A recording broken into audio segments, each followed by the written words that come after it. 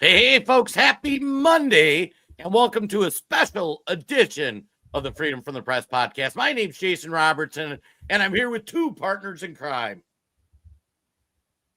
You're pointing at Will, but folks, Todd Peterson, thanks for joining the show today. A special bonus episode on Columbus Day. We brought on Will Tanner, our historian business partner. Will Tanner, who wears many hats. You will recognize him as Tariff Will. Today he is Columbus Day Will, as we break down all the lies the left tells about Native Americans, the First Nations people. We're setting the record straight today. Happy Columbus Day, everyone. Happy Columbus Day. The human sacrifice will stop. I got to start. We've talked to a bit about Will before. We've had him on for different topics, but I got to tell my funny Will Tanner story. So I am the oldest one of our business group. Todd's a little younger than me, and Will's the pup of the crew. And many mornings I'll be up at 4 in the morning, checking in, getting stuff going. And Will log in at 6:30, 7 o'clock his time. And he'll be like, I was up late. I'm like, oh, were you at the bar? Were you doing something? He's like, no, I was reading a book. And I'm like, okay. So I'm like, well, what are you reading? Because Will gave me Galaxy's Edge, which is a great sci-fi series. I read 30 books in the series. And he'll be like, oh, I was reading The Conquest of Mexico. That one. and I got my copy. And so Will Tanner's kind of weird. You guys probably can't see it, but the copyright on this is from 1843.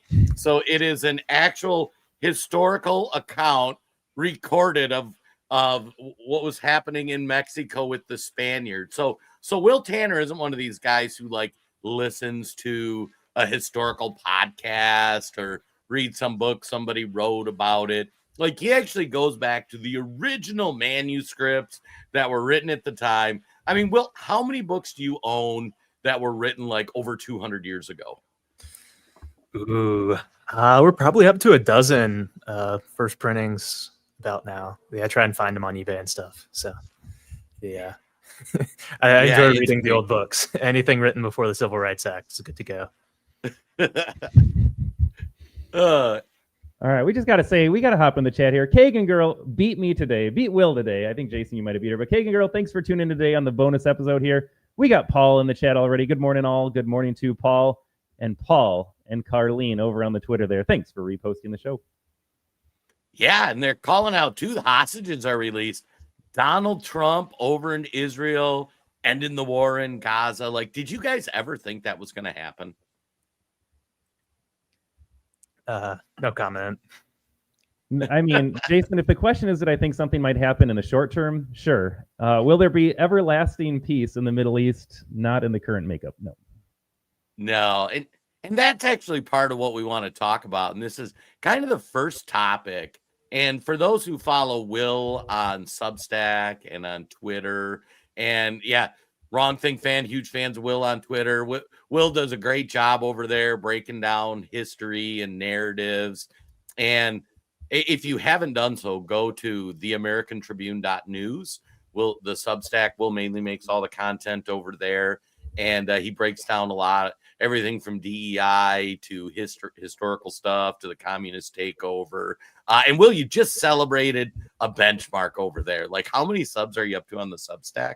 Oh, yeah. So yesterday we hit 200 paid subscribers on the Substack, which was one of those benchmarks that I'd been wanting to hit for a while. So that was really cool. And for those of you who are watching and aren't paid subscribers, there is a 20% discount to celebrate 200 if you sign up in the next day or two. So please go subscribe. It was fun. But we hit that benchmark, and there are about 7,300, 7,400 people who are unpaid subscribers. So it's getting big. A lot of people reading. Yeah, congrats to you, Will. Big numbers. Not as big as this podcast, but we're getting there. Well, if we get all those reposts over on X and Rumble here, we're on our way as well. Ron loved the Pat Buchanan piece. Oh, thank you. God, yeah, that's a great book to read. If any of y'all haven't read it, Pat Buchanan's The Death of the West. I think it's probably his best of his collection of books. And we'll probably get into some of what he talks about there with losing our moral foundation and needing to return to the strength shown by people like Columbus, who I think he mentions in the book a couple times as someone who the left hates. So I'm glad Trump brought Columbus back. Well, Yeah, I can think you that's a imagine? perfect segue, though. Donald Trump bringing back Columbus. The left hates Columbus here. I think it's time to start talking Columbus Day. Why is it so important that we remember Columbus Day? Why is this? I think people just feel like, oh, you signed another proclamation. Trump's just doing a Trump thing here. He's owning the left here. But it's more than that. Like, Columbus Day is an actual event and a day that we need to celebrate and remember because it changed everything for us. And it's a little hyperbolic, but why is this day so important, Will? Yeah, so I think there are two big things there that really get to what's going on with Columbus Day. One is, are we going to celebrate what was great despite in great in like the heroic sense, the like the epic accomplishment sense? Or are we going to celebrate that despite potential atrocities or bad things that occurred along the way? Which I think most people on the right would say, someone like Alexander or Caesar or Columbus is worth celebrating, even if, bad things happened under their watch potentially, because what they did is worthy of emulation. It's heroic. It's a spirit to live up to. So you have that aspect of it. And the left hates that spirit. Anytime they see something great, they want to tear it down, claw it down in the name of total equality so that nothing good or great can ever happen.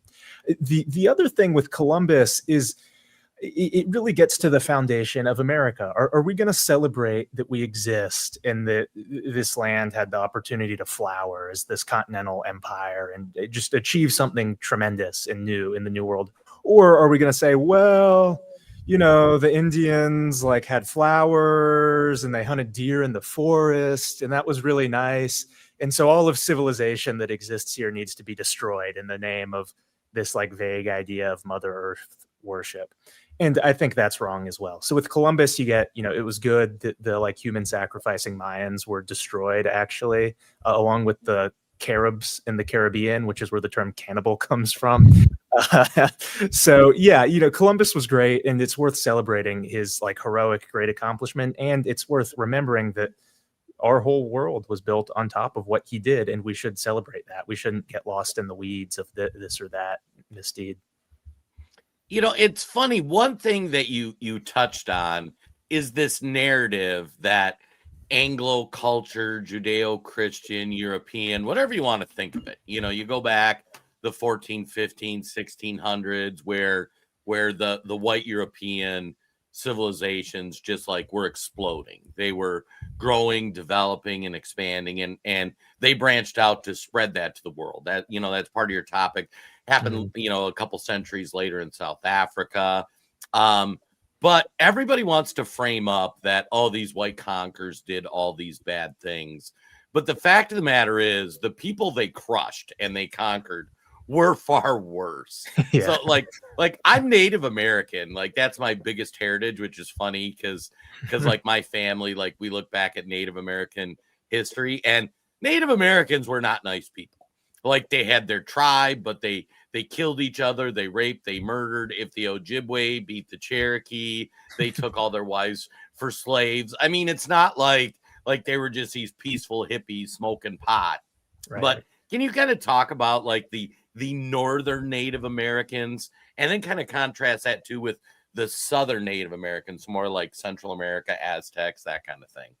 Yeah, so just to frame it up, in the north, by the time the Europeans arrive, you really have like disparate tribes all over the place. It's funny because often the Indian thing is brought up to say, oh, we shouldn't have borders because like Europeans arrived at some point. But if you look at where the like northern Indians were, a lot of it tracks those pictures of the maps in like Yellowstone Park where you see the wolves fighting over territory. And, they fought over territory. They had their lands. They were small tribal bands, as you noted. When they got Spanish horses, that changed things a little bit. But they were violent. They were awful. They would, sacrifice prisoners, particularly by like ripping the nerves off the bone. Was what a lot of the northern tribes did is they sacrificed people. They took war brides. They were just terrible. And then in the South, you have it in more organized fashion where you have the Aztecs and like what's Mexico-ish today. And you had the Incas below there, along with kind of disparate tribes surrounding them at the periphery. And they similarly engaged in human sacrifice, though on a much grander scale, where you have these stories from Cortez, like in the book you showed earlier, Prescott, where Prescott was a 19th century historian who reviewed all the old Spanish documents and from when the conquistadors first arrived. And he notes you have like thousands of prisoners have their hearts ripped out of their chests. on the same day on top of some pyramid because the Aztecs were worshiping their war god or their sun god. So it really was a cruel and blood-drenched civilization. If you want like examples of what the Spanish found when they arrived, what the Europeans found when they arrived, really why the Romans destroyed the Carthaginians is one example, because the Carthaginians were just this horrible human sacrifice culture in northern Africa, or what the Israelites found when they returned to Canaan and then butchered all of the Canaanites because the Canaanites were doing the same thing, where it's just horrible human sacrifice and really quite cruel and bloody in a way that European wars weren't as much. We took prisoners. We, engaged in surrender of fortresses and would negotiate things. They just killed and sacrificed. Yeah, and I can't get over Jason's high cheekbones. Ever since you talked about your ethnicity, Jason, I just see high cheekbones. So I'm. Oh. So, Will, it's really fascinating. I always touch on this as well. So you talk about disparate tribes competing over the same resources, land, game, whatever they're going for in the given day there. And the narrative today is, of course, that it's a monolith. The Native Americans, they were here peacefully. It was one tribe.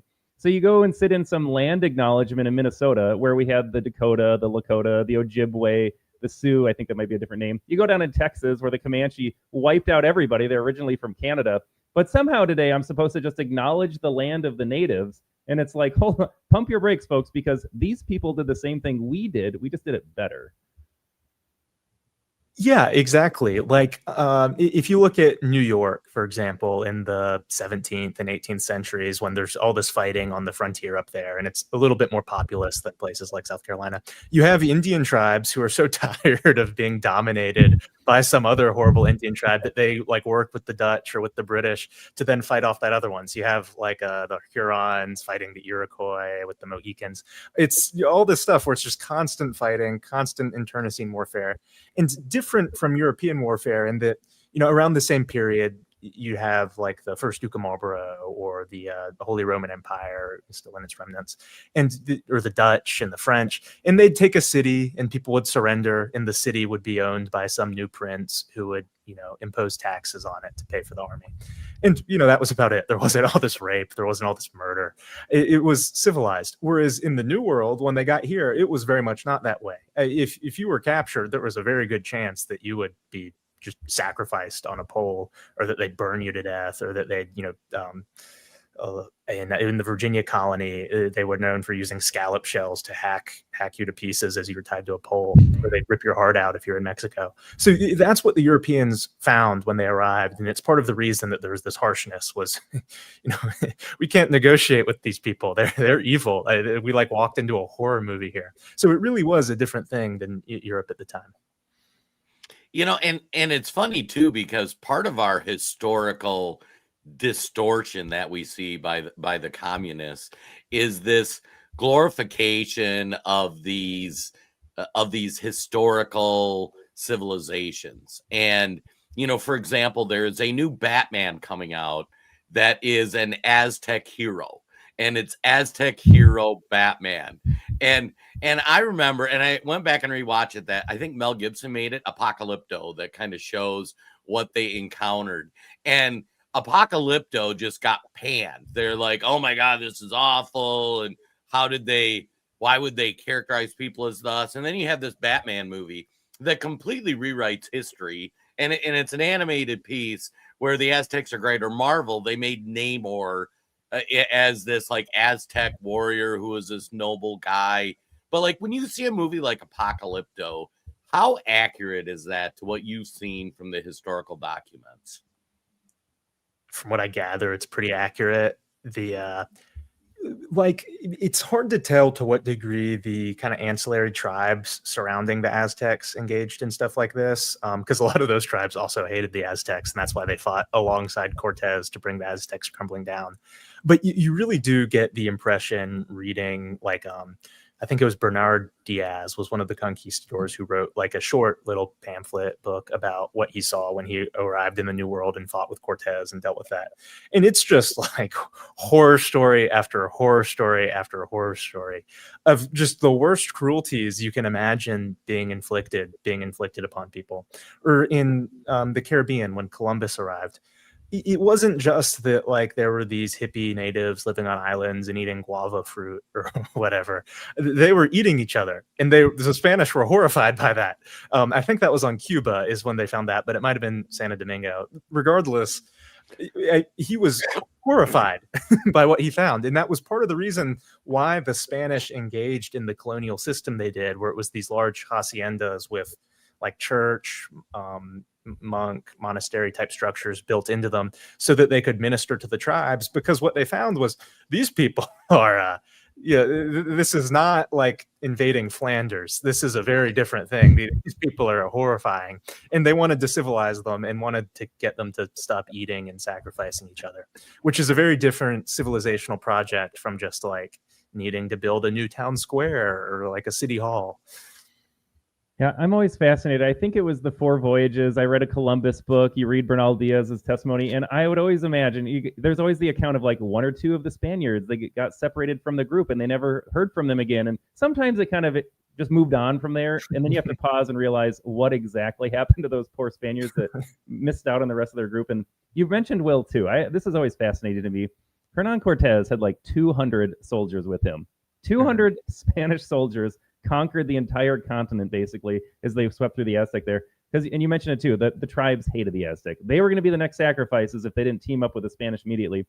But can you speak to the treaties negotiated with Europeans and Indians a little bit? So none of them could be trusted. I think all the Europeans were probably rightfully worried, like at what point are they going to scalp me or skin me alive or burn me or bury my body in the sand and let the ants get me? Like, were there actual tribes that wanted to engage peacefully with the Europeans? Were there some out there that they would do peace treaties with and honor them? What was that landscape like as Europeans were discovering these people, encountering them, negotiating with them? And like, I realize we violated treaty agreements, but how did that look on the other side too? Yeah, so it's different depending on whether you're looking at the South or the North. So the South's a little bit easier to cover because it was more homogenous, where you have Cortez just taking over Mexico and more or less bringing it under the Spanish domain and increasing Spanish bureaucratic control. Similarly, you have Pizarro do more or less the same exact thing to the Incas in South America, though with even fewer men because he didn't have native allies. So it really just was the like 150 guys with plate armor and crossbows that like took them on. And those treaties were more or less forced on them. I mean, the Incas and the Mayan or the Aztecs were conquered and deserved to be conquered. And so the Spanish just ruled. It was somewhat different in North America because the tribes were so much more heterogeneous, where you'd have like various different tribes controlling or vaguely controlling different patches of land. But generally what you found was they would want to negotiate with the Europeans because the Europeans brought steel knives, iron cauldrons, muskets, nails, things like that are very useful and that the Indians had no way of building. Like a metal axe is something that was just beyond them, but was hugely useful in the frontier environment. So you get the Indians wanting to negotiate with the Europeans largely, but then they'd get increasingly annoyed as more and more Europeans moved in, and instead of just like killing some white-tailed deer on the land, would cut down the trees, plant corn, plant grain, bring in cows, bring in pigs, and settle it.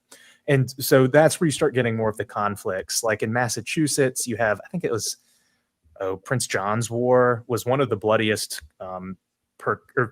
King Philip's War. It was the bloodiest per capita conflict in American history. Like a third of the settlers in Massachusetts were killed by these Indian bands, with whom the settlers had negotiated purchases of this territory for a relatively fair price. I mean, if you have no way to tame the land, how much is a hatchet worth? Probably a lot. And so you get that. It was also somewhat different in New York because the Dutch were originally there rather than the English, and they were somewhat more merchant-focused people at the time. And so there's the famous story of the Dutch using beads to buy the island of Manhattan and how that's a great deal. There's a book called Gotham that gets into like the first couple centuries of New York history. And the author makes the point that, you're told it's beads, but that's not really appropriate. It was wampum, which is what was used for cash at the time because the Indians really wanted the beads. And if you take the like cash value in pounds or guilders or whatever, and theoretically, of course, this was impossible, but theoretically, if you invested it in like the Dutch stock market at the time or the real estate market, the value as it would have like appreciated from then in wampum is more or less the same value of Manhattan real estate now. the Indians, of course, spent it on liquor or whatever, so they didn't get that appreciation. But it wasn't as like unfair of a deal as it's called by revisionist leftist historians. So generally, the Europeans, even if they didn't negotiate in good faith in the North, which sometimes they did, sometimes they didn't, they were in those negotiation situations because the Indians wanted the trade goods they brought and needed the trade goods they got increasingly to keep up with other native tribes. Because if one tribe has muskets and you don't, then that's a big disadvantage. And so it was a give and take. And it was mainly the Indians getting mad about the Europeans settling territory and taking it out of like the hunting domain or the communal domain, along with fights over who was able to give up rights to what in the Indians, that led to a lot of the conflict. Yeah, it's funny you say that, and the bead story always cracks me up because like that was the method of currency that the Native Americans used. And it just kind of shows how uncivilized their society was. I mean, they didn't have much for written language. They didn't build roads. They didn't like have a judicial system. They were pretty much hunting animals, doing some farming, which is a little different than ours. But it's fascinating. They like frame up like, oh, they screwed the Indians over. They bought it with beads, when in fact to the Indians that was that was their cash. Like they were very satisfied with the purchase price because that's what they traded in. And nowadays you just get this history spun where it's something totally different than what they were saying. Now, before we get too far down the Columbus thing, take us back to how the whole thing started with Columbus. Like, how did he get picked? Why did he come over? Give us a little Columbus 101 for people that don't know a lot about him. Sorry, I put myself on mute. So the general situation creating this is the rise of the Ottomans in the Near East. So as any fan of Roman history knows, it had been the Byzantines that controlled like Turkey and the Holy Land, kind of down into like middle Iraq, parts of Arabia, Egypt, of course. And then the Turks and the Arabs just destroyed all that. You get the Battle of Yarmouk, where the Byzantines lost quite badly. And it just turns into this chaos where pretty much from like 700 on, the Arabs rule Egypt and control varying amounts of Turkey, which matters because those were the trade routes. Before people knew you could sail around Africa or really had the technology to do so, the way to get spices from the east was either to sail them up the Red Sea and then take them over the Sinai and then sail them around the Mediterranean, or the Silk Road through like Turkey and China and all that. So you have those trade routes. And at the point of like the 1300s, the Turks really control most of it. And then by the 1400s, they control all of it. And the Turks are Muslims, not Christians. And they really don't like Christians. So you get that fight. And for a while, the Venetians are able to deal with that. And I promise this is leading to a point. But so the Venetians are able to deal with it. They're the trade society. They kind of beat out the Genoans and are able to do it, despite the fact that the Venetians had fought the Turks somewhat. But that starts breaking down as there's more naval fighting between the varying Italian city-states and the Turks want to take an increasing share of the profits. And so the Europeans are trying to figure out a way around this. Around the same time that all that's happening, you have Ferdinand and Isabella in Spain, who are Aragonese and Castilian monarchs who unite that kingdom and then crush the final Muslim kingdom of Granada, which, to go back to the 700s, the Muslims had swept across North Africa and then swept into Spain and were stopped by Charles Martel at Tours, which is kind of in like southern France, and gradually pushed back over like almost 1,000 years. The Muslims were pushed back and back and back until they were at the bottom of Spain in this part called Granada, which is like the southern part of it. And Ferdinand and Isabella were the ones who finally ended the Reconquista by crushing them and expelling the Muslims completely from Spain. They could either leave or die or convert. And so finally, after like a millennium, Spain is at peace. And Spain's wealthy because it's huge. They've taken all this loot in defeating the Muslims, so they need something to do. And as Christians, faithful Catholics, they want to fight the Muslims and deal with that situation. So those are the trends leading up to this, where they need to find a new way to the New World, or they need to find a way to the spices of the East, and they finally have the bandwidth to do so. So you get Henry the Navigator's figuring out how to sail around Africa this time, or men under him are. But Columbus says there's an easier way, and instead of going all the way around the world, you can just take this shortcut across what we now call the Atlantic, to what he said was going to be the Indies and China. Now, people frame this as him misunderstanding the size of the world and saying it's about half the size it is. It's more likely that he like got some conception from reading histories about the trade winds and understood like how you could sail across the Atlantic better than just doing this coastal trade. But so Columbus presents this plan to Ferdinand and Isabella. He says, you've conquered Spain, you have all this wealth, you have a way to deal with this, and we can get around the Turks. We don't have to deal with the enemies of God anymore. We can just sail straight to the Spice Islands and get the spices there. We can get to the Indies. So he finally convinces them after all this wrangling over years, because they say, well, like, your math isn't right. Why would we fund this? But he eventually convinces them, and they outfit the 3 ships, the Nina, the Pinta, and the Santa Maria, I think, to sail across the Atlantic to what he says are going to be the Indies. Turns out to be America, which is neat. But so that was the situation. They needed a way to deal with the Turks and stop having to, negotiate with the Turks on spices. And Spain was finally wealthy enough and established enough and no longer in these big wars where it could do so. I guess related to that here, I don't know much about this. I think of it like the space race with America and the Soviet Union in the 60s. Was there a similar like race among European nations to try to find similar routes? Like if I'm the first nation to go across the Atlantic, or I'm the first nation to, I know Portugal was trying to go around the Horn of Africa here, but why Columbus? How did it end up at Columbus here? Was he just that good at convincing the king and the queen of Spain? Were there others courting them as well to offer a similar expedition? There weren't really a ton of competitors. You mentioned the Portuguese. They were focused on the Africa route. The English at this time are dealing with the War of the Roses, which really was just a big problem for England or Britain, because they were constantly fighting. Everyone who was talented was dying off.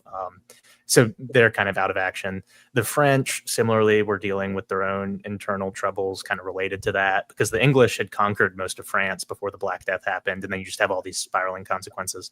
The Italian city-states were trying to deal with the Turks, because up until this point, the Italians had controlled the spice routes. So they were the established player. They didn't want a new route. They didn't want to deal with it because, well, that would just be giving up their market share and all these bases that they built throughout the Mediterranean, like to deal with this, like the Venetians had taken over the whole island of Crete. So really it was down to the Iberians just as the ones who could do it. So those Portuguese and the Spanish. And then the Scandinavians also were kind of non-players in this, though the Vikings had been the first Europeans to get to America, presumably.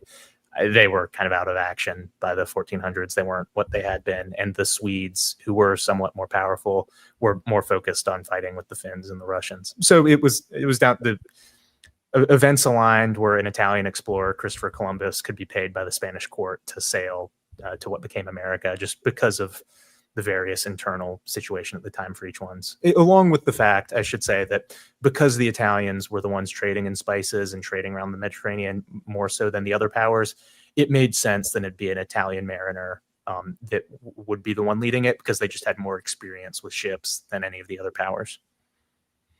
One thing you touched on when you were talking about, the various conquests and the different groups, and this will be an oversimplification. I know you'll expand on it with more detail. But as a general guideline, you had Europe, which was basically Judeo-Christian, celebrated some sort of Christianity and standard civilization. You had the natives over in America that we discovered that had their own sky gods or Aztec gods. And then you had the Muslims. And I think people don't understand how aggressive that the Christians and Muslims have been fighting for centuries over land. Can you just kind of expand on that in that Columbus era that you were talking about? Yeah, so the Muslims had burst forth from Arabia in like 700, and they destroyed the Byzantines, who had been fighting the Persians for forever. And so the Byzantines, who had controlled Egypt and the Holy Land, and Alexandria was like one of the more famous cities of the classical world. The Muslims took all that over and raced across North Africa and just wiped out the couple Byzantine forts and cities along the way. That then led to the Muslims jumping across the Pillars of Hercules, or jumping from North Africa, what's now Morocco, into Spain, and further invading their way up Spain, which at the time was controlled by the Visigoths, the same people who had ended the Roman Empire, which was like a German band that took over the former Roman possessions like Spain. And they were defeated relatively quickly by the Muslims, who had worked their way all the way up the Iberian Peninsula into France, where finally they were stopped by Charlemagne's grandfather, Charles Martel. And then that took like centuries of pushing them back down. So for all this period, you have these constant wars where various crusading orders, crusader groups, all of this are trying to fight their way back through Spain. At the same time, you also get the Crusades where they're trying to do the same thing and push them back. But really, this era, like up until the Spanish finally kicked them out of Spain, is dominated much more by Muslim aggression just across the whole Mediterranean world, like where they'll be landing in Italy and they burn St. Peter's Basilica, or taking white slave prisoners in the south of France and all over Italy.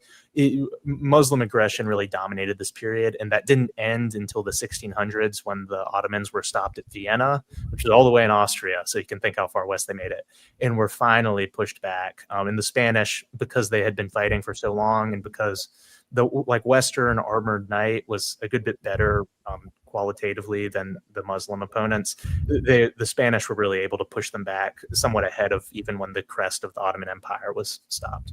But this whole period was dominated by the various Muslim factions, eventually culminating in the Ottomans trying to take over Christian lands throughout the Mediterranean.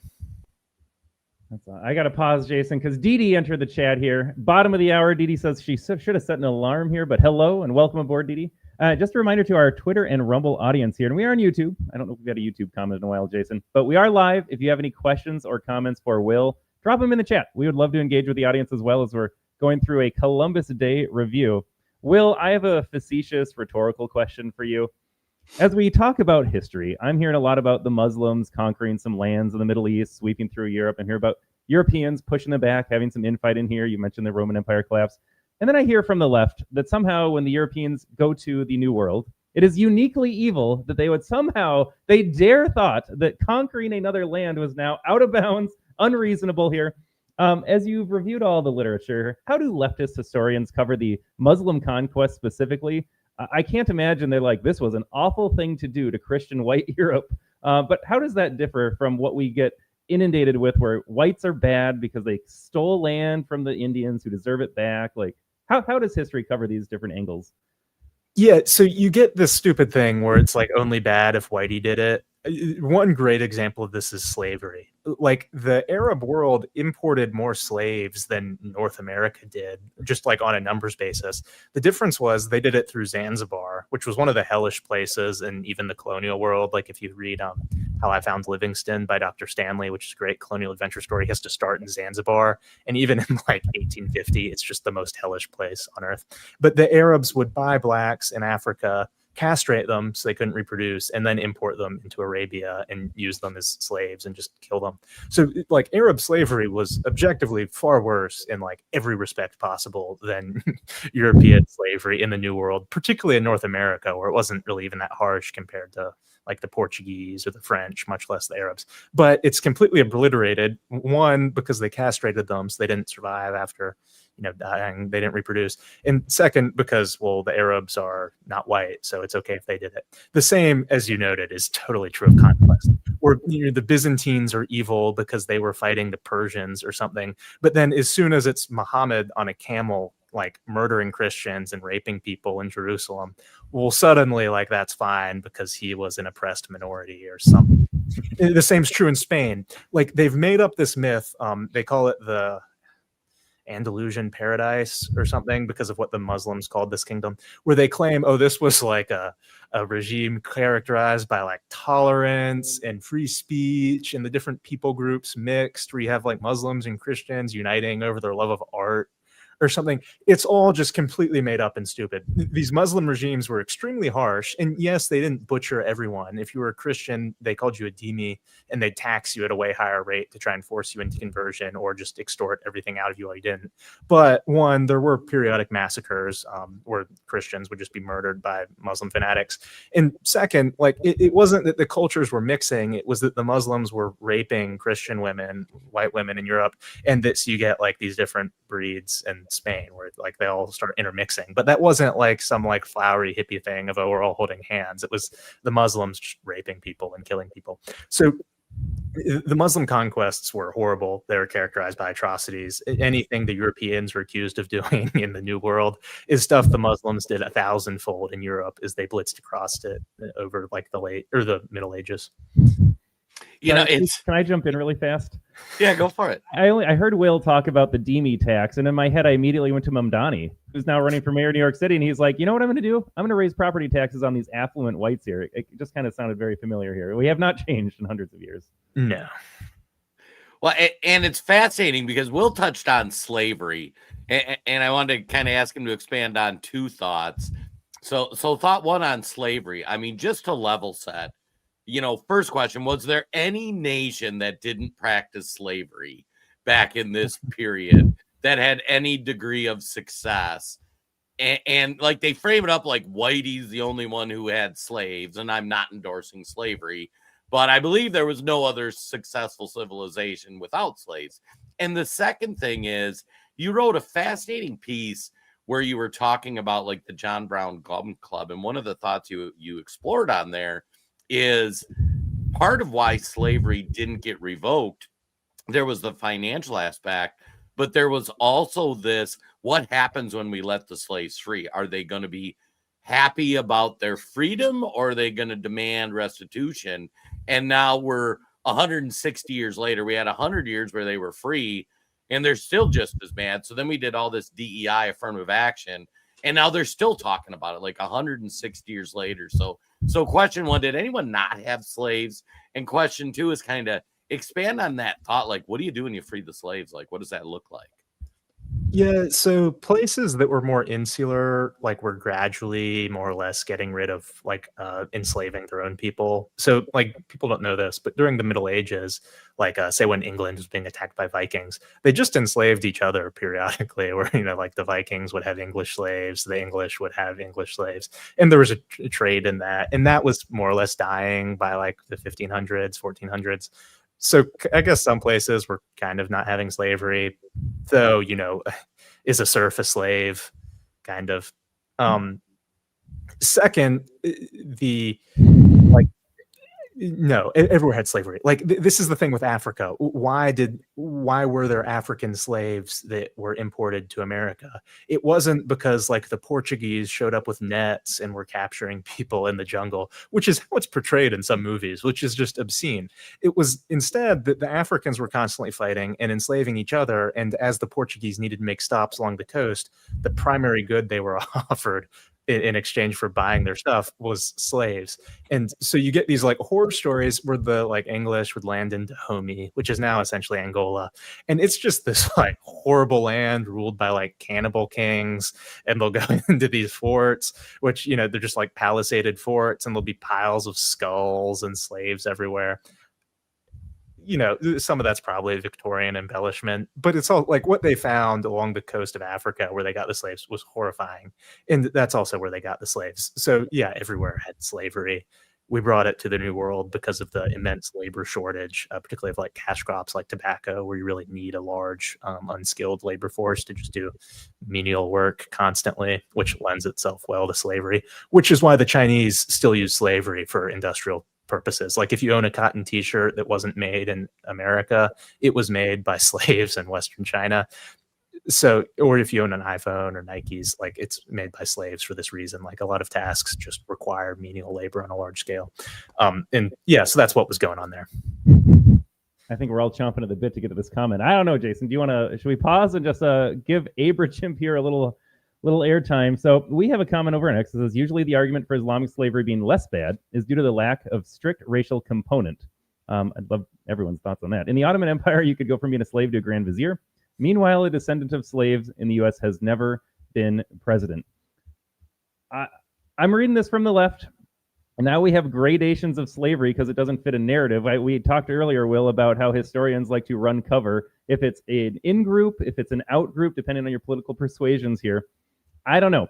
Castrating all your slaves, letting them die off, and importing more by sheer numbers doesn't sound any less horrific to me. I think we can agree slavery is bad.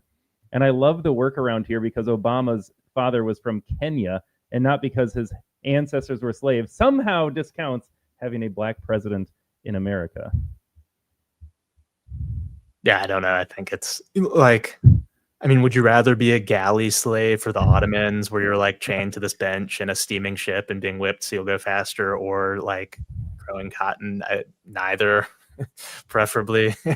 I get like, I think, either slavery, it's been a human thing for all history.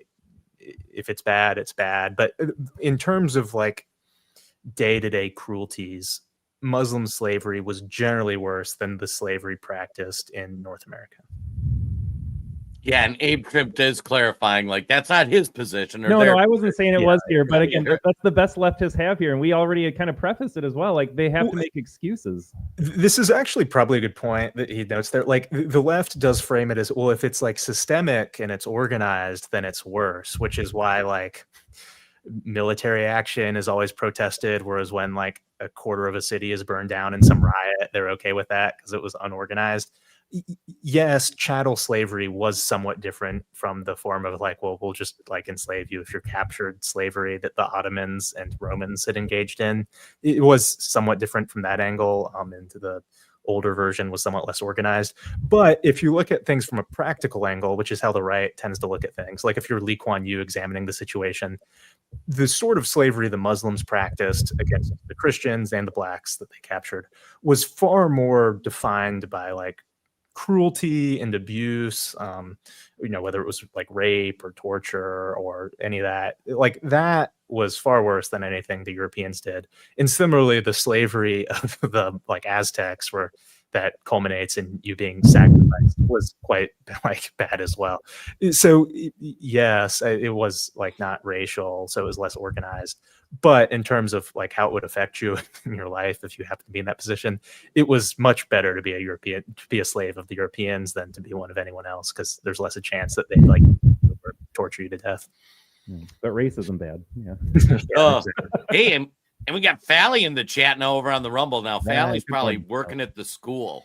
So, Fally, just throw it up on the speakers in one of your kids' classrooms where they're talking about Columbus today. So, you can give the kids some real education on that.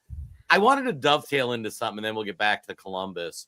So in America, we had chattel slaves. We freed the slaves. And then from the 1800s to the mid 1900s, there was no peace. The slaves wanted blood for slavery, even though realistically, like if they would have stayed in Africa, there was a good chance they were a slave there too. You know what I mean? And then in the 60s, we got this race communism crap that is still permeating from then until today, where it's white man owes some debt because their great grandfather was a slave.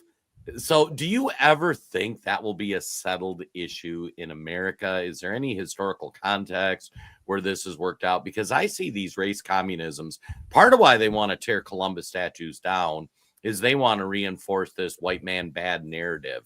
And how do we ever find peace with that in America? Well, one point of clarification is that like there wasn't this like racial hatred thing really, like say around 1900. There wasn't like the sort of thing you saw in the 60s where there are these like radicals just assassinating police officers. Like, yes, there was Jim Crow and some people disliked that more than others, even amongst the blacks. But like there were prominent, successful black, even upper class members of society in the South, and there was a black middle class. It wasn't like an all against all violent thing going on. It was America more or less worked in this period, including for blacks. And yes, there's discrimination, et cetera, et cetera, et cetera. But you didn't have people out for blood, like you said. That kind of happens during Reconstruction, which was awful and just tyranny and race communism. And it happened again starting in like the 60s. But there was this period of peace in the middle. And that's somewhat related to what I was talking about, which is Rhodesia, where yes, you can have things work, and the blacks in Rhodesia weren't ever really enslaved, though there were non-equitable labor arrangements kind of made in the early couple decades. But like things just kind of worked, and As long as you let people rise, if they're capable, you tend to have fewer problems so long as there's not a larger ideological context. The bigger problem in America is that with the race communism you mentioned, with this idea that the oppressors must always be suffering for the supposed oppressions that their ancestors inflicted upon regime client groups, that's where you get this ideological context that makes it so much more violent and hostile, and why you get groups like, as I talked about in the article on the Weatherman or John Brown, you get like the Black Liberation Army just assassinating random police officers, some of them black, in New York in the name of this like racial Ragnarok where you're going to fight it out. But that was much more ideological than practical. And when that wasn't an issue in, say, like 1890, it was somewhat less of a thing. There wasn't this bang for blood that you get now. Yeah, and it just turns out here, as you were talking about, there were some things like discrimination, and then you kind of move on and said it worked perfectly. In my head, I could hear a leftist being like, Will was fine with discrimination, and it just points out the absurdity of the left of these days. They are upset when you discriminate against their group, and then they would happily turn around and enforce DEI on you all day long and make sure that you or your kids never have a chance. It turns out they don't really believe in anything. They have no principles when it comes to fairness or discrimination bad. It just means I want to be in charge and enforce my worldview and impose my norms on you. Be damned if you're white, because that's all this comes down to. They're not mad that they were discriminated against. They're just mad they weren't the ones making the rules, and they want to change the game now. Yeah, no, I think that's a good point. It's all just like posturing, and it's absurd, and it's meant to like justify their infliction of something they want to do anyway, rather than being like an honest interpretation of the facts or how things were going. Yeah, it's fascinating as you talk about that, some of these lessons of Columbus or exploration or conquering, and you tie it into today. I see the race communists trying to take over America, whatever you want to think of them on the left. And there's this feeling on them that like somehow white man evil, look what we did to the natives. And I'm not saying we were square with the natives or dealt them appropriately. We didn't deal with them any more violently than they were dealing with each other. If anybody wants to fact check, we were just way better at it. I mean, if nobody had settled, like natives would still be killing each other, and it would be a violent, awful, less, advanced society. But as we go forward on this, like tearing down Columbus statues is kind of tearing away that feeling that like, hey, we actually really brought civilization to America, and we should be celebrating that civilization that we brought and all the prosperity and your life in America is better than virtually anywhere else on the planet Earth in the year 2025, and even as awful as it is and how they're trying to destroy it, I speak to kind of that, what they're trying to accomplish by demonizing all these people. Because I read a stat like 35 or 38 prominent Columbus statues have been torn down and removed since 2020 through today. Yeah, so I'll limit myself to discussing this in two ways. One is they hate Columbus for the same reason they hate like George Washington or Robert E. Lee, people like that. It's not because of the slavery thing, though they phrase it, is that they don't like if they have Nikes or if they have iPhones or cotton t-shirts, they don't care about slavery. Slavery still exists. It's what produced the cobalt in anything you have. Like, just, it's not slavery. They don't care about that. It is rather this idea of excellence. Like, Columbus sailed across the Atlantic when no one else could or would do it, and, discovered a continent, and then was a reasonably competent, like, administrator of the Spanish domains that he found. He did a great job. Same with Washington, same with Cortez. They were like competent, excellent people who were able to impose their will on the native societies they found and create a new world in their image because of it. In the left, when they see that, hate it because they say, oh, well, that's mean because it's whitey, wiping away this like hunter-gatherer cannibal tribe in Cuba, or Santo Domingo, which is, it's unconscionable, it's stupid. But like, that's what they're getting at. It's not that they care about like the mechanics of how the Spanish ruled the New World. It's not that they care about slavery in Jamestown. It's that they hate the idea that European civilization was able to conquer and able to impose itself and was so superior, and as it did so, that it lasted until now, and that it was defined by its excellence and its accomplishments, because they hate all that. They love the idea of equality. So the idea that one civilization would be able to wipe away another, as the Europeans did in the New World, is just horrifying to them. And that's part of why they hate Columbus when I turn down. The other thing is just this like spiteful mutant ideology. I did a Substack on this called "The Future the Left Wants is Equity Smashing Civilization," which there's this like Mexican artist who he's like a champagne socialist or something. I forget his name, but it's like Chavis or something, and he had his assistants make a stone Olmec head, which imagine those like stone heads from the Pacific. It's essentially that, but like more gargoyle looking. And it's from some Stone Age tribe in Mexico.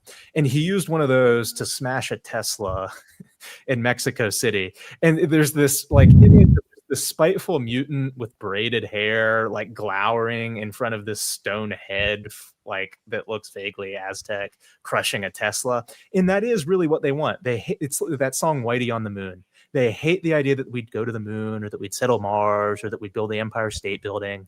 You know, any of that. It's this civilizational achievement and excellence and doing something cool that's not equal in how it's carried out or who does it. It's hierarchical. They hate that. What they really love is the Stone Age and just the like grinding poverty that creates equality of all of us living in the mud together. So what they really want to do is take a rock and use it to smash, you know, technologically advanced civilization, because that would make us all more equal. And that's the part of why they hate Columbus. He brought the European excellence, European technology, European civilization to the New World on his own initiative, and was defined in his personal excellence and achievement by doing so. And they hate him for it and want to wipe away everything that stemmed from that, including America. So, you know, that's what they want. It's why they talk about hating Columbus. It's not because of slavery. It's because of European civilization and them wanting to destroy it. Yeah, I think a great way to capture that is they just hate greatness. They hate beauty. Yes. Art is destroyed, culture is destroyed, civilization is destroyed. They just want to tear it all down here. And of course, these guys don't realize they all style themselves as like the leader of the Stone Age kingdom. Like most of them would have their hearts ripped out too if they went back in time and had it their way anyways. Like we're not all the high priests in Aztec society, but these guys all think of themselves as like, I would be the one ripping the hearts out. And it's just like, no, that's not how this would work. Well, I'm going to read a tweet from Nancy Pelosi here as one of my last questions, kind of moving forward and possible solutions here. So Pelosi is on there saying, on Indigenous Peoples Day, we honor the heritage of America's first peoples, and we already covered that this is not a homogenous group. They all hated each other and fought each other, and celebrate them as enduring stewards of God's creation, which is also wild because they absolutely hated God, did not know God existed, but sure, God's people.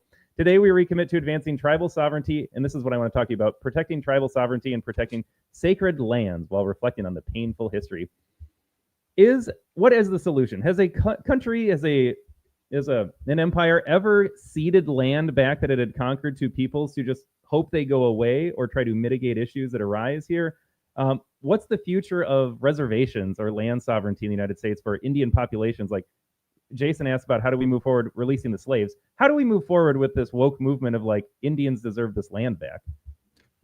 It's so stupid. It's where you have like it gets me so annoyed. Like Gorsuch, the libertarian on the Supreme Court, who's generally okay on most issues, but then this came up because they're like, well, according to this one interpretation of this treaty from 1850, all of Western Oklahoma belongs to the Indians. So if you live there, you need to up and leave. And Gorsuch is like, you know what? That's right. We're going along with it. Like Oklahoma is given to the Indians. And it's just a stupid decision because it's impractical. It makes no sense.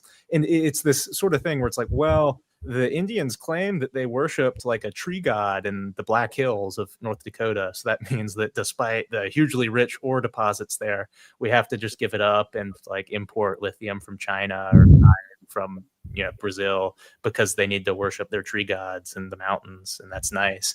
And it's so stupid. The better solution is the one proposed by Charlemagne, where he was trying to convert the German pagans, and they claimed this big tree in the woods was the tree the Norse pagans worshipped, whatever they call the life tree in Norse mythology. And Charlemagne said that's great and chopped it down and told them they could convert or die and should shut up about it. And Germany is now Christian, or it was Christian before race communism. So it worked for like a millennium. Just cut down the world tree and tell them to be done about it. Build a cathedral there. That's the only way to deal with stuff like this, because the fact America is not organized around Native American, Indian, pagan spirituality. They were defeated in the field by the repeating carbine and the revolver. We imposed our will on them. Our God won. Their God is dead. it's time to move on from this nonsense. And so I think we just can't negotiate with this sort of thing, because it's like, I don't care if you worship wood nymphs in some forest in Oklahoma.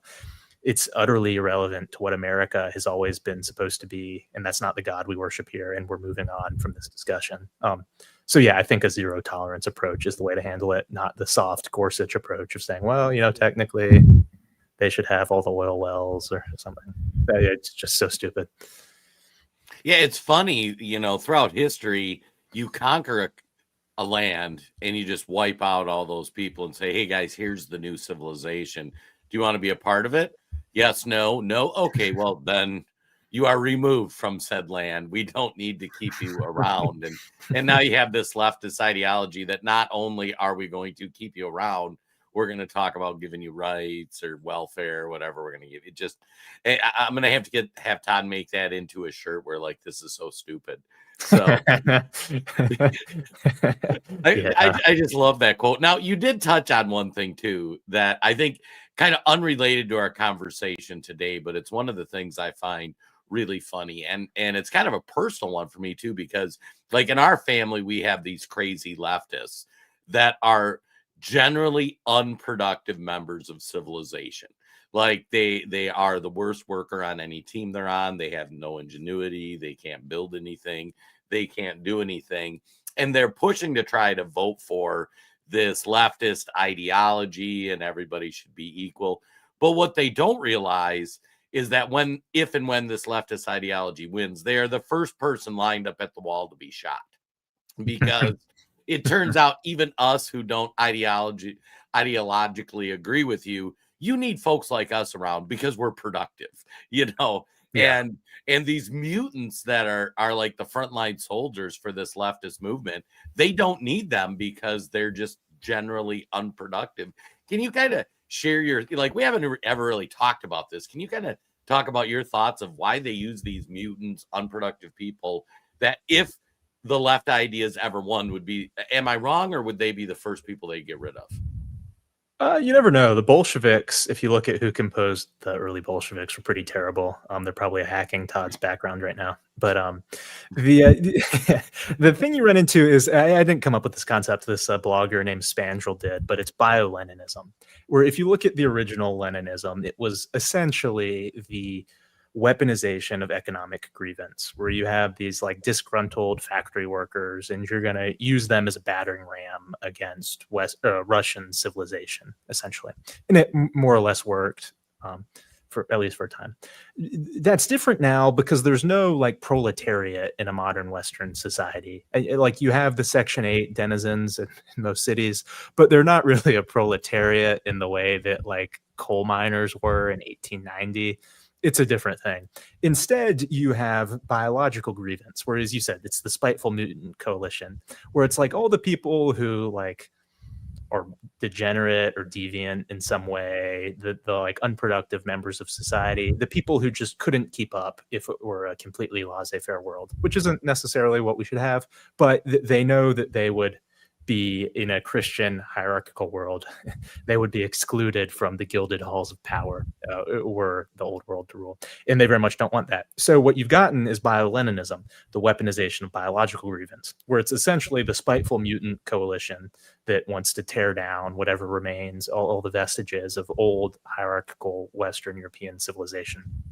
So you see this, for example, recently in England, where you have the so-called Church of England. It's essentially a pagan cult at this point, allowing graffiti on the Canterbury Cathedral because they claim that that's going to like be anti-racist or something.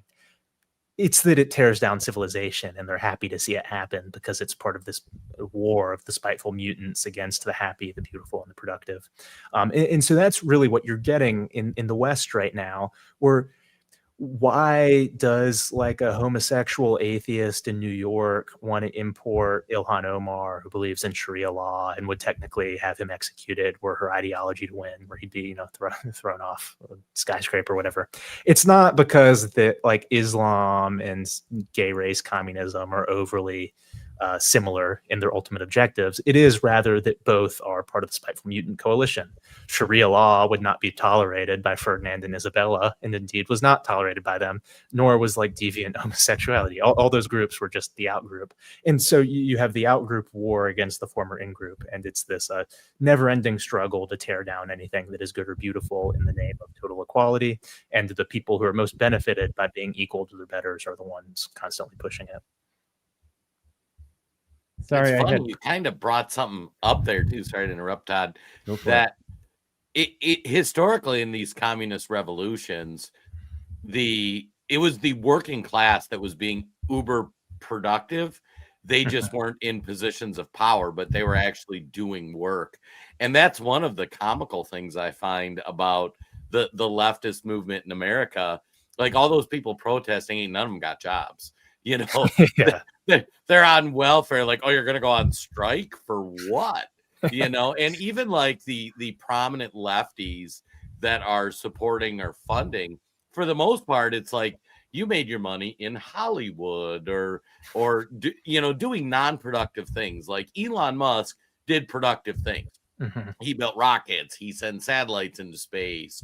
He does, he's going to send us to Mars. They actually build different things where if you take the leftist elites, like their HR manager, which is the least important part of your organization, or they are your unemployed or unemployable. And it's fascinating because I think ultimately that will be one of the things that will undermine the leftist movement is they just don't have the quality of people. They got a lot of financial resources because you have the crazy liberals, but the liberals like didn't build the stadium, the liberals. Can you kind of talk about that? Yeah, like if you look at, say, the Gilded Age, you have all these internal squabbles amongst the varying like factions and groups where the plutocrats, the aristocrats, the working class, all this like stuff. And they worked it out. It like essentially ended up fine under McKinley and Roosevelt. And there were some disagreements, and you eventually got more socialism for different political reasons. But, like there was this understanding that, yes, like people who have to do hard manual labor for a living, they might get hurt. And so there should be a safety net that supports them because of that. Like Bismarck developed that in Germany, and it gradually came into America and England. But it was never supposed to be this like huge nanny state that just ushers you through every stage of life at someone else's expense. Instead, now you get the thing where, as you're talking about, like Elon Musk built SpaceX, and it's the only reason America can still access space. Otherwise, would be reliant on Russian rockets.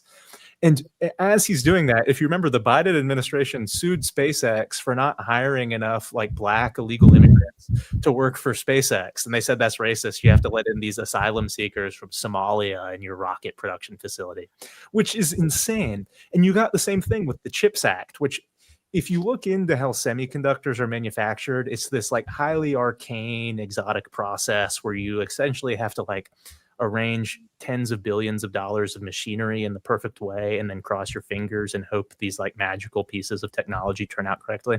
There's no room for a DMV lady like screaming about racism along that production line. And if you have that, it'll be destroyed.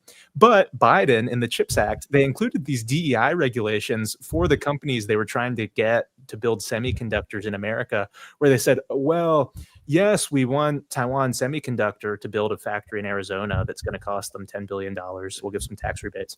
But in addition to them having to build it here, what they really need to do are hire a certain number of Black female construction workers for the facility because that's equity. And Taiwan said, well, like, these people you want us to hire don't exist. So what are we supposed to do? And Biden was like, well, you're racist. And so the whole act was a failure. Like the reason we have to defend Taiwan from China is essentially because they produce all the semiconductors and we haven't been able to do it in America for a while. So the reason that you might be on some boat that's sunk by a Chinese missile in the Pacific or a submarine that's crushed under the icy depths isn't because this was like a situation that had to happen. It's because they wanted you to put like the DMV lady in charge of this exotic process that's like hard to even wrap its head around, which doesn't work. And it's just the constant, as Martyr Mig called it, the battering of the battering ram. It's this bio-Leninist attempt to tear down anything that smells or looks of hierarchy or accomplishment, if there's the implication that all are not equal that's presented by this process. And that's what happened with SpaceX being sued for not hiring like some murderous guy with a cleaver to work as one of its engineers. It's infuriating, and it's like what all of our modern policies are built around. All right, I'm looking forward, Will. Is there any hope in waking some people up? So I think back to the spiteful mutant, and I wonder, like, short of like removing all government dependency, could they actually swim on their own? Or are they gone? Are they just going to sink if we remove some of the government there? Like, that has created the victim mindset. These people are just beholden now to the bio-Leninist, the race Marxist point of view. Like, I'm oppressed because I believe in white supremacy and the patriarchy and all this stuff. Like, is there any saving them? And generationally speaking, like, is it just a lost cause if you're a boomer and you have TDS? Like, there's no coming back from that. But is there something coming down the pike that can wake people up? Can people be woken up from this nonsense? A couple questions there. One, can people be woken up if they're like elderly and still into this? I really don't think so. Like a lot of the silent generation and baby boomer generation types, I think are great and are very correct headed on these issues and are often much more honest about them than younger people are willing to be, which is fun. But like if like the hippies that were protesting with Ukrainian flags in Portland about ICE or whatever, if you're still like 70 and you saw the old world as it existed and your current belief is that it needs to be like overrun with Haitians, you're just irredeemable. There's no dealing with that. It's very infuriating. The other part of what you're asking, I think, gets to the question of for whom is society meant to be built? Is it for the ability, like the able, competent people? Is it for the people who are going to take action? Because that's what civilization was in like 1850. Despite all the stuff about aristocracy and hereditary privilege, really, like if you were competent, if you were able, if you were agentic and able to do things, you could succeed in that world because there were no taxes holding you back. There were no regulations holding you back. You could just do.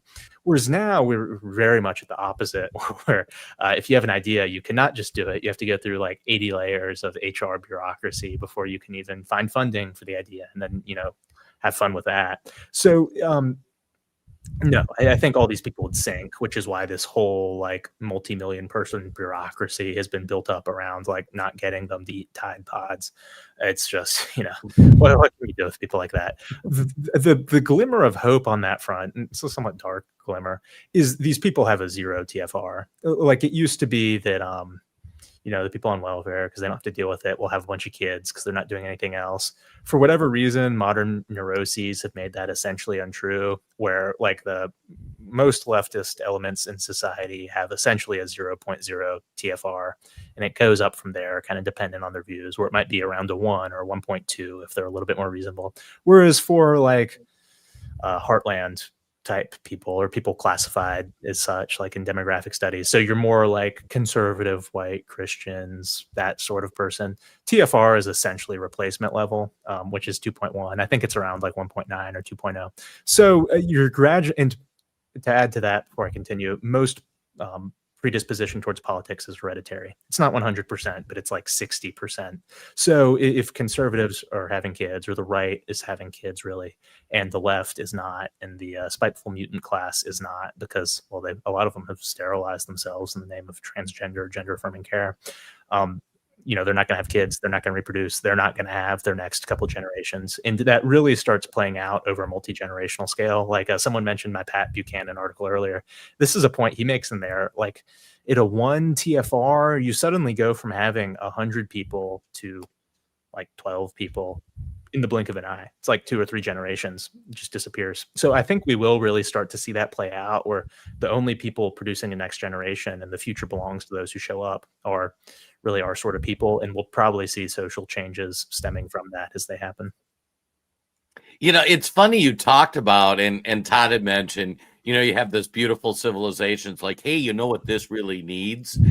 This really needs to bring in a bunch of Haitians who are eating cats and dogs. And that was always funny when they talked about the eating the cats and dogs story, because like Haitians really do eat cats and dogs. And suddenly you think you pull them out of Haiti and drop them in New York or, Columbus, Ohio, and they're going to stop that behavior. But, one of the pieces Will had done is he had dug into Ilhan Omar in Minnesota. Yeah. And like Todd and I, even being from Minnesota, didn't realize that Ilhan Omar's dad was running he was one of the muscle men in the communist regime that got overthrown. And that's why part of why she ended up here. But I had come up with these stats. So for people that watch our podcast, they've seen them. So I started digging into Somalia. It's 99% Sunni Muslim. The Constitution has Sharia law. Number 2 worst country in the world for Christians behind North Korea. They just kill Christians. They only have a 40% literacy rate. Only 10% speak English. 65% have zero formal education. And 30 to 50% of them are cousin marriages, which are first or second cousins. So we literally, these liberals literally think you have Muslims that hate you. They kill you in their homeland. They're inbred. I'm sorry, folks. That's just what the stats tell you. And we need to bring those people into America and drop them into Minneapolis. And somehow this will have a positive outcome. And then it was funny. I was going through the stats with my wife, and Jen Robb had a great line. She's like, so not only do we get the Sunni Muslims who want to kill the Christians who are uneducated and inbred, but we get the losing side of the battle. So we get the idiots who, because they all share the same values. Like, it's just which tribe is stronger than the other. So why is there this obsession of the left bringing in all these horrible people like the Somalis? I think the Haitians are probably the best example of this, where, the Somalis have similar, just terrible natures. But like the Haitian state is built on like a founding myth of white genocide. That's what they did to the French because they're mad about slavery and they just murdered everyone. And that's like what the Haitian state has stood for more or less since then, and why no Americans wanted to let Haitians into the country, except for they were brought in during Reconstruction as a battering ram in the South, which checks out. So that's why they're bringing them in. It's like the same reason why John Brown raided Harper's Ferry, or why the New York administration didn't really deal with the Black Liberation Army for a decade, or the Weather Underground for a decade.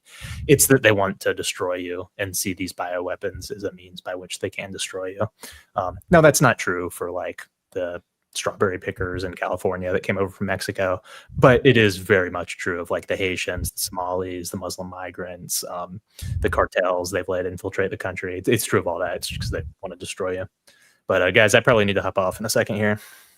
Yeah, I got one more comment to make here. It kind of chimes in perfectly with what Jason said, because in the chat, Abraham Chimp over there was saying the biggest issue is that the left can import foreigners to the point where white conservatives can't keep up. That was kind of to Will's comment there about replacement of people of a right political bent here. And Dan made the comment, immigration is number 1. Seems to me like that's what we're facing. We can outproduce the libtards. Eventually, the white libtards might kill themselves off, but now we are competing against a foreign class. I've jokingly said I am a single issue voter. Whoever votes, I will vote for whoever is willing to deport Ilhan Omar. But I think you extrapolate that out. I'm willing to vote for anyone who's going to shut down the border. I'm totally opposed to legal and illegal immigration. It just needs to be a 0 for a while so we can correct course here and get things straightened out. But Will, like you, I was checking in the kiddos here. I lost power in the shop, so I don't know how much longer I can pod here as well. I just want to say thanks for coming on. This was an awesome conversation here as we celebrate the return of Columbus Day to America. Oh, yeah. Thanks for having me on. It's fun talking about Columbus and related subjects. I will say, for people listening, if you want a good book, there's a naval historian called Samuel Eliot Morrison who did he was the Navy's official historian for the World War II for the Navy. And he wrote one called like Christopher Columbus, or just something simple like that. That's really short, really compact, but a fabulous book that I recommend if you're interested in Columbus. I got to say, I'm going to give all our boomer audience a warning when Will say like, oh, this is a great, simple book. Like, I'm going to put it with a grain of salt because like Will has me reading an 1858 manuscript about the discovery of Columbus. It's or the Aztecs. Hey, but on that note, I want to give a shout out to Todd. We always get together every Friday. We do a podcast, Freedom from the Press. Todd also does his own podcast, American Tribune Live, although we've had a couple weeks there where that's been a little sketchy because he filled in for me. You find me during the week on the Wayne Dupree podcast, Monday through Thursday, and then Friday we do our show. But Will, a lot of our audience knows where to find us. Where do they find you, and what should they do, and how do they follow you? And then we're going to get out of here, everybody.